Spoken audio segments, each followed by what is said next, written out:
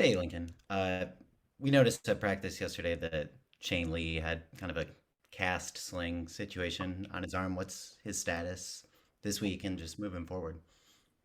Yeah, a little bit protective. He got it banged up in the game the other night. Was able to finish. We expect him to be fully available. Adam? Hey Lincoln, after the game on Saturday, Travis Dye was talking about how he felt like the team's practice habits were slipping a little, not as much attention to the details. I'm curious your assessment of that and if it concerns you at all going into this really tough two-game stretch you're heading into. Oh, I mean, we grade our practices and our the way we prepare just like a game, and I think there's two sides of it. I mean, the first side is, um, we have very very high expectations. Our guys, for the most part, have practiced well. We haven't practiced elite yet. And, I mean, practice a lot like games, right? You're not going to have a perfect game. You're not going to have a game where every single thing goes right, and practice being the same way. So, um, we've practiced about like we've played. We've had some certainly more positive than negative, but we're still, again, this is not an overnight fix. And it never is. Even if we're here 10 years, like you gotta wake up every day ready to fight and ready to strain mentally and physically. And if you're just a little bit off, whether it's game day or practice day, you're going to sacrifice a little bit of what you could be, and potentially not get there. And so, have our practices been largely positive? Yes, they have. Our play on the field's been largely positive. Can we practice a lot better? Just like on Saturdays, yes, we can practice a lot better and we can play a lot better. And so we've been very direct to our guys about it, and we let them know what they're doing well, and certainly point out what we're not doing well. And I do think we're improving, but we're not a we're definitely not a perfect practice team right now, and we're not a obviously we're not a perfect Saturday team right now. Don't know that you'll ever get there. We're good in both. We want to be better. RJ? RJ? Hey, Lincoln. One of the things that has improved really quickly is you guys converting in the red zone. And I was just kind of curious about your thoughts on whether does play calling become more important? Is it equally important, or is it even less important relative to other places on the field? And you're saying improve based Yeah, on what? red zone play calling. Just basically, is it a bigger deal in the red zone in terms of how important it is to the success of a play, or the same, or how do you look at it? Oh, at times. I mean, I think it's more execution first, and then planning and preparation, and then probably play calling. And I think kind of all areas of the field are that. I mean, I've said for a long time, I think if you have 70 plays in the game, there's probably 10 or 15 maybe really important play calls, where it's important to be right. The rest of them, like, they're all educated guesses, whether you're on the offensive or defensive side at the end of the day. And it's more of it comes down to, can your guys execute the call? We've all had a lot of good play calls that were great ideas and looked perfect on the chalkboard, and then the guys weren't ready or didn't execute it. And so that's the nature of it. So I think to me, the biggest thing down there is execution, right? Because for everybody, the windows are tighter, right? For a defensive perspective, the offense doesn't have as far to go, right? You got, what may be a really solid play. You go stop somebody for a 3-yard gain on the open field. Most people are going to consider that a pretty positive play for the defense. Well, if they get a 3-yard gain on the 2-yard line, not a very positive play. And then the flip side is for an offense. I mean, the execution's got to be better because windows are tighter, field space is lessened, and so everything happens faster. And I think execution still reigns king. I mean, what you do down there is important, but being able to do it well, in my opinion, is way more important. Thank you. You're welcome. Antonio? Hey, like, and kind of piggybacking off the question about Travis's comments. Another thing he said after the game was some of the guys on this team don't understand that winning the way you guys are right now is pretty rare.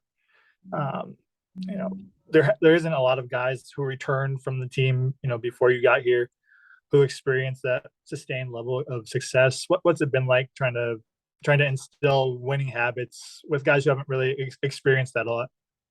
It's a daily fight. I mean, it is, and I use the word fight because that's just the only way you get better. Like, you got to strain, you got to get out of your comfort zone. Now, I do. It's a process to understand that, right? There's some of it you can learn before, and we tried to pack as much of that in as we possibly can. There's some of it that's probably not going to take hold until you actually get in some of these situations as a team and individually.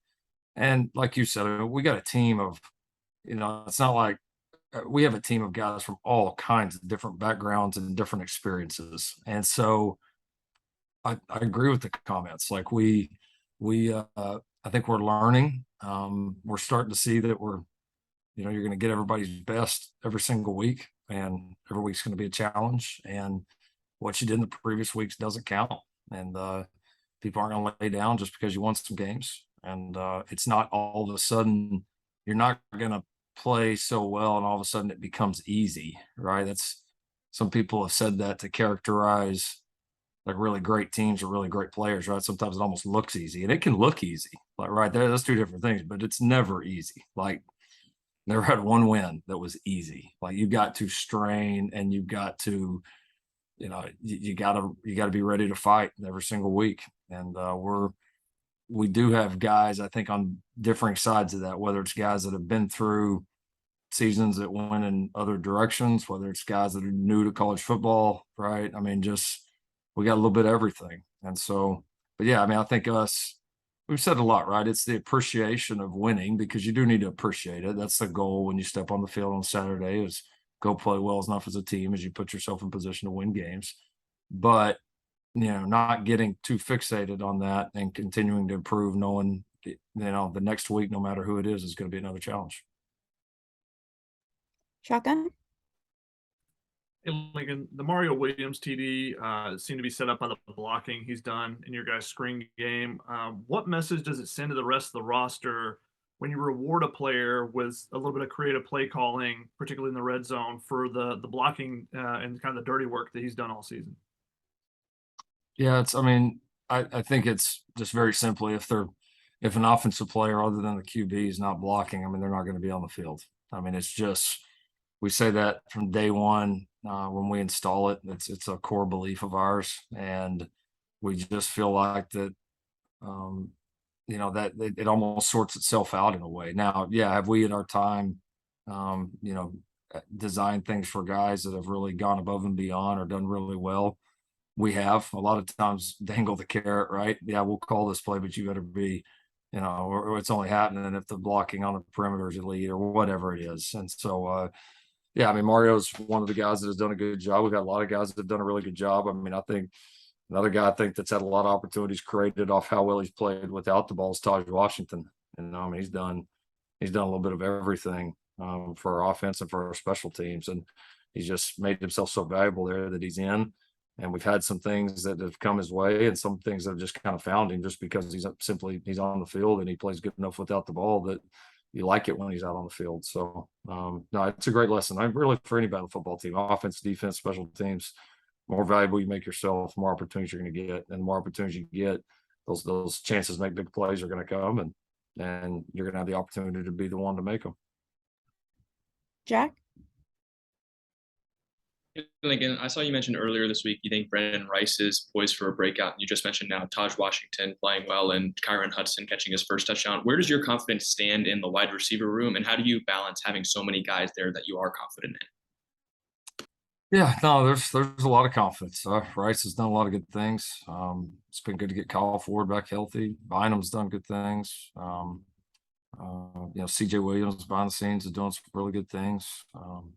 So yeah, that's a good group. It is. It's a good group of players. I think we've got our guys right now that kind of week to week are starters that have in a few positions have separated themselves, that right now is and again, they got to continue to do it, but right now we're going to get the lion's share. And then we've got a group that's going to come in and play behind them that's doing a lot of really good things. And we may have shuffles in the lineup. We may have a guy that was a backup become a starter. You're going to have guys get injured.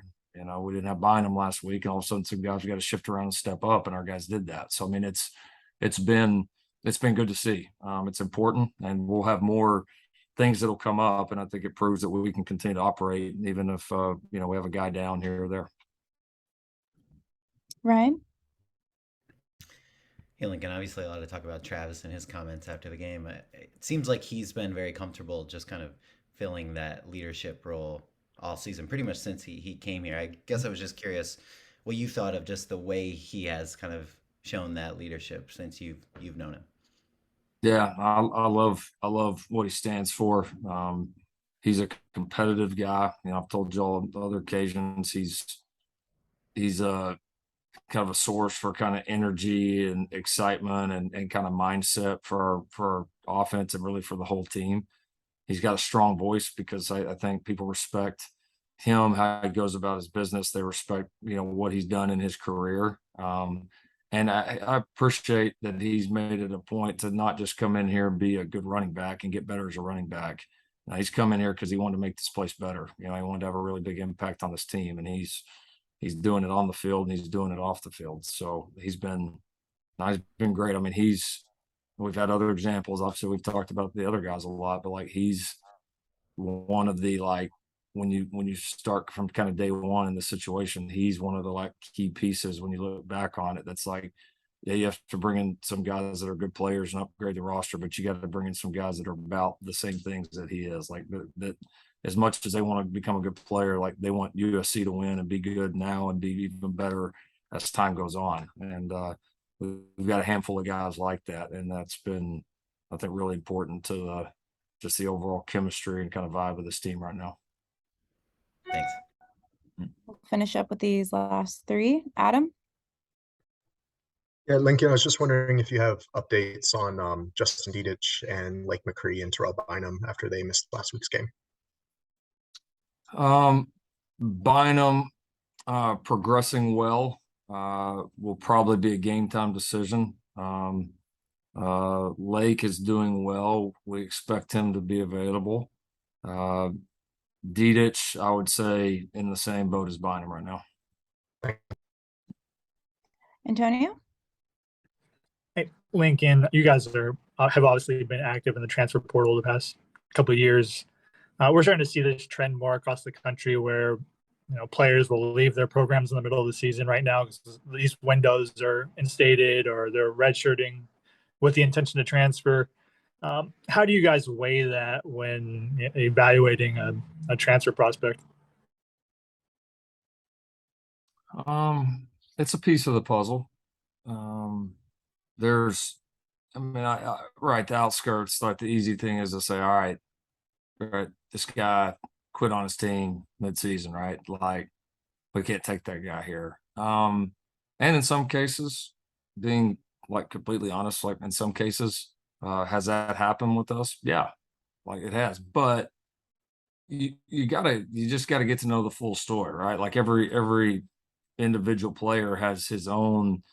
There's always a reason behind, right? There's always a backstory, and I think it just comes down to doing your homework on the person, on the player, on their intentions, and ultimately, I think if you kind of always come back to kind of like we did going into this year. All right, yeah, we'd love to have a guy at this position or that position with this skill set. That'd be great. But if you always come back to, is this person going to walk in here and make the USC football program better, right? And if the answer is no, or maybe you're not sure, you got to be careful there. And that's kind of been our, a little bit our North Star in terms of kind of our evaluations, and we've stuck to that. So I wouldn't write anybody off, but you certainly, got to get the whole story, making sure you're bringing in somebody that just like everything we just said about Travis Dye, right? If we can't say that about another guy, we're not sure, then we're going to be pretty cautious. And we'll wrap it up with Mark. Hey, Coach. To follow up on the Travis Dye point of leadership Has there been any times so far where you've had to maybe tell a guy to go further or dial it back when they're maybe trying to motivate, so to speak, maybe getting too much into the team? I think I got your question. You're cutting out a little bit, but yeah, I've ever had to tell them to either dial it up or dial it back in terms of leadership and pushing the team. Or is that the gist? Yeah. Yeah. Oh, of course. Like I think that's one of my most important jobs is you gotta, you have to coach the coaches and you have to coach the leaders, as a head coach. And I think that's part of managing a program. And you can't, head coach can't do it all by himself, right? There's got to be other people leading. There's got to be other people assuming those leadership roles. But the key is you can't have, if you got 6, 7 different leaders on a team or however many, take whatever number you want, you can't have 6 or 7 different messages, right? It's a guy may deliver it a different way. This guy may be more, outspoken. This guy may be more, quiet around the team, but pulls guys off to the side behind the scenes or more by example, whatever it is. They're all great forms of leadership, but there better be some consistency in the message or you're going to have people splintered off in all directions. And that's not the player's job, right? The player's job is to, I have to set direction. That's my job. If there's different directions, then I'm not doing my job. I've got to get them pointed and equip these leaders to then kind of go out and almost like spread it to the masses, if you will. And so I think you got to have a really good relationship with all your players, but especially your leaders, because being able to have those conversations, whether it's in a leadership council group meeting or it's off to the side or it's on the practice field or it's while you're eating a team meal, like those things happen a lot organically. And I think it's important to keep a beat on it and have a great communication between the head coach and the leaders. And we got a group right now that I feel like we communicate well. Thank you,